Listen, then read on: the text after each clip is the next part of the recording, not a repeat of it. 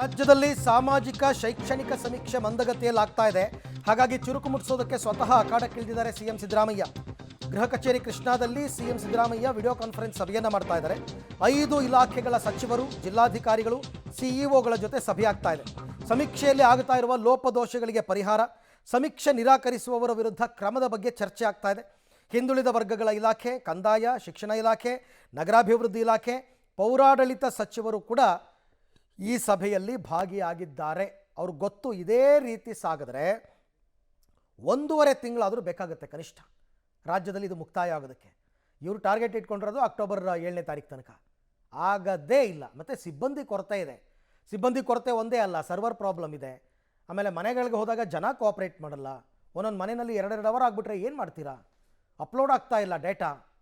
ಹೀಗೆ 108 ಸಮಸ್ಯೆಗಳಿದೆ. ಎಲ್ಲದಕ್ಕಿಂತ ಹೆಚ್ಚಾಗಿ ದಸರಾ ರಜೆ ಶುರುವಾಗಿದೆ. ಎಷ್ಟೋ ಮನೆಗಳವರು ಟ್ರಿಪ್ ಅಲ್ಲಿ ಇಲ್ಲಿ ಹೊಟ್ಟೋಗಿದ್ದಾರೆ. ಈ ಬಗ್ಗೆ ಮತ್ತಷ್ಟು ಮಾಹಿತಿ ನನ್ನ ಕೊಲೀಗ್ ರವೀಶ್ ಅವರಿಂದ ಪಡ್ಕೊಳ್ಳೋಣ. ರವೀಶ್, ರಾಜ್ಯದಲ್ಲಿ ಸಾಮಾಜಿಕ ಸಮೀಕ್ಷೆ ಅಂತಕ್ಕಂಥದ್ದು ಮಂದಗತಿಯಲ್ಲಿ ಸಾಗ್ತಾ ಇದೆ. ಕಾರಣ 108 ಇದೆ. ಎಲ್ಲವನ್ನೂ ಬಗೆಹರಿಸಿ ಅಕ್ಟೋಬರ್ 7ರ ಒಳಗೆ ರಾಜ್ಯದಲ್ಲಿ ಈ ಸಮೀಕ್ಷೆ ಮುಗಿಯುತ್ತಾ? ಸೊ ಇವತ್ತಿನ ಸಭೆಯಲ್ಲಿ ಚರ್ಚೆ ಆಗ್ತಿರ್ತಕ್ಕಂಥ ವಿಚಾರಗಳೇನು, ಯಾವ ರೀತಿ ಪರಿಹಾರ ಕೊಟ್ಟಿದ್ದಾರೆ ಮುಖ್ಯಮಂತ್ರಿಗಳು ಅಂತ?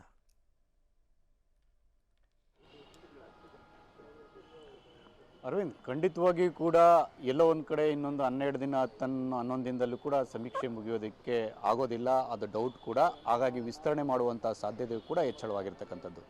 ಪ್ರಮುಖವಾಗಿ ಈಗ ಅವರು ಕೊಟ್ಟಿರ್ತಕ್ಕಂಥ ಟಾರ್ಗೆಟನ್ನು ನೋಡೋದಾದರೆ ಕನಿಷ್ಠ ಪಕ್ಷ 10% ಕೂಡ ರೀಚ್ ಆಗ್ತಾ ಇಲ್ಲ. ಅಂದರೆ ಎಲ್ಲ ಒಂದು ಕಡೆ ಇಲ್ಲಿ ತನಕವೂ ಕೂಡ 46 ಲಕ್ಷ ತನಕ ರೀಚ್ ಆಗಬೇಕಾಗಿತ್ತು ಆ ಒಂದು ಕುಟುಂಬಗಳ ಸಂಖ್ಯೆ, ಅದು ಆಗಿಲ್ಲ. ಕೇವಲ 2 ಚಿಲ್ಲರೆ ಲಕ್ಷ ಒಂದು ಕುಟುಂಬಗಳ ಸಂಖ್ಯೆ ಮಾತ್ರ ಆಗಿರ್ತಕ್ಕಂಥದ್ದು. ಈ ಹಿನ್ನೆಲೆಯಲ್ಲಿ ಎಲ್ಲ ಒಂದು ಕಡೆ ಆ 10% ರೀಚ್ ಆಗದೆ ಇರತಕ್ಕಂಥದ್ರ ಬಗ್ಗೆ ಕೂಡ ಸರ್ಕಾರಕ್ಕೆ ಆತಂಕ ಇದೆ. ಹಾಗಾಗಿ ಈ ಬಗ್ಗೆಯೂ ಕೂಡ ಮುಖ್ಯಮಂತ್ರಿಗಳ ಸಭೆಯಲ್ಲೂ ಕೂಡ ಒಂದು ರೀತಿಯಲ್ಲಿ ವಿಸ್ತೃತವಾಗಿ ಚರ್ಚೆ ಆಗ್ತಾ ಇದೆ. ಆ ಕಾರಣಗಳಿಗೋಸ್ಕರವಾಗಿ ಎಲ್ಲ ಒಂದು ಕಡೆ ಇದನ್ನು ವಿಸ್ತರಣೆ ಮಾಡಬೇಕು ಅನ್ನೋ ಕೂಗು ಕೂಡ ಇರತಕ್ಕಂಥದ್ದು. ಈ ಹಿನ್ನೆಲೆಯಲ್ಲಿ ವಿಸ್ತರಣೆ ಮಾಡುವಂಥ ಸಾಧ್ಯತೆ ಇದೆ. ಇನ್ನುಳಿದಂತೆ ಬೆಂಗಳೂರಿನಲ್ಲಿ ಇನ್ನೂ ಕೂಡ ಆರಂಭನೇ ಆಗಿಲ್ಲ. ಅಂದರೆ ಅವರಿಗೆ ಟ್ರೈನಿಂಗೇ ಕೊಟ್ಟಿಲ್ಲ ಬೆಂಗಳೂರಿನ ಸಿಬ್ಬಂದಿಗೆ. ಹಾಗಾಗಿ ಅವರು ಅಷ್ಟು ಫಾಸ್ಟಾಗಿ ಮಾಡೋಕ್ಕಾಗತ್ತಾ? ಖಂಡಿತವಾಗಿ ಕೂಡ ಇಲ್ಲ. ಯಾಕೆಂದರೆ ಗ್ರಾಮೀಣ ಭಾಗದಲ್ಲಾದರೆ ಜನರು ಎಲ್ಲೋ ಒಂದು ಕಡೆ ಸಿಗ್ತಾರೆ, ಅವ್ರ ಕುಟುಂಬದವ್ರು ಯಾರಾದರೂ ಸಿಗ್ತಾರೆ, ಆಗ ಸಮೀಕ್ಷೆ ಮಾಡೋದಕ್ಕೆ ಈಸಿ. ಆದರೆ ಸಿಟಿಯಲ್ಲಿ ಸಮೀಕ್ಷೆ ಒಂದು ರೀತಿಯಲ್ಲಿ ಕಷ್ಟ. ಯಾಕೆಂದರೆ ಕೆಲವರು ಹೊರಗಡೆನೇ ಬರೋದಿಲ್ಲ, ಮತ್ತು ಕೆಲವು ಹೋದಂಥ ಸಂದರ್ಭದಲ್ಲಿ ಸಿಗೋದೇ ಇಲ್ಲ. ಇಂಥ ಸನ್ನಿವೇಶವೂ ಕೂಡ ಈ ಹಿಂದೆ ಆಗಿದೆ. ಆ ಕಾರಣಗಳಿಗೋಸ್ಕರವಾಗಿಯೇ ಬೆಂಗಳೂರಂಥ ಪ್ರದೇಶದಲ್ಲಿ 100% ಅಲ್ಲ 80% ಕೂಡ ಟಾರ್ಗೆಟನ್ನು 70% ಟಾರ್ಗೆಟನ್ನು ಹಿಂದೆಯೂ ಕೂಡ ರೀಚ್ ಆಗೋದಕ್ಕೆ ಸಾಧ್ಯ ಆಗಿಲ್ಲ. ಹಾಗಾಗಿ ಈ ಲೋಪದೋಷಗಳ ಬಗ್ಗೆ ಕೂಡ ಒಂದು ರೀತಿಯಲ್ಲಿ ಚರ್ಚೆ ಆಗ್ತಾ ಇದೆ. ಜೊತೆಗೆ ಆ್ಯಪ್ನಲ್ಲಿ ಬೇರೆ ಬೇರೆ ಕಡೆ ಬೇರೆ ಬೇರೆ ಡಿಸ್ಟಿಕ್ಗಳಲ್ಲೂ ಕೂಡ ಬೇರೆ ಬೇರೆ ರೀತಿಯ ಸಮಸ್ಯೆ ಆಗ್ತಾ ಇದೆ. ಅಂದರೆ ಎಲ್ಲೋ ಒಂದು ಕಡೆ ಒಂದು ಗದಗ ಜಿಲ್ಲೆಯಲ್ಲಿ ಎಲ್ಲೋ ಒಂದು ಕಡೆ ಕೂತ್ಕೊಂಡು ಸಮೀಕ್ಷೆ ಮಾಡೋದಾದರೆ ದಕ್ಷಿಣ ಆಫ್ರಿಕಾದ ಲೊಕೇಶನ್ ತೋರಿಸ್ತಾ ಇದೆ ಅಂತಲೂ ಕೂಡ ಸಾಕಷ್ಟು ವರದಿಗಳು ಆ ರೀತಿಯ ಲೋಪದೋಷಗಳು ಕೂಡ ಕಂಡು ಬಂದಿತ್ತು.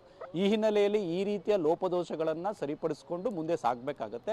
ಹಾಗಾಗಿ ಈಗ ಕೊಟ್ಟಿರ್ತಕ್ಕಂಥ ಅವಧಿ ಏನಿದೆ ಅದು ಸಾಕಾಗೋದಿಲ್ಲ. ಕನಿಷ್ಠ ಪಕ್ಷ ಇನ್ನೊಂದು 10-15 ದಿನ ಮುಂದೂಡುವಂಥ ಸಾಧ್ಯತೆ ಕೂಡ ಹೆಚ್ಚಳ ಆಗಿರ್ತಕ್ಕಂಥದ್ದು.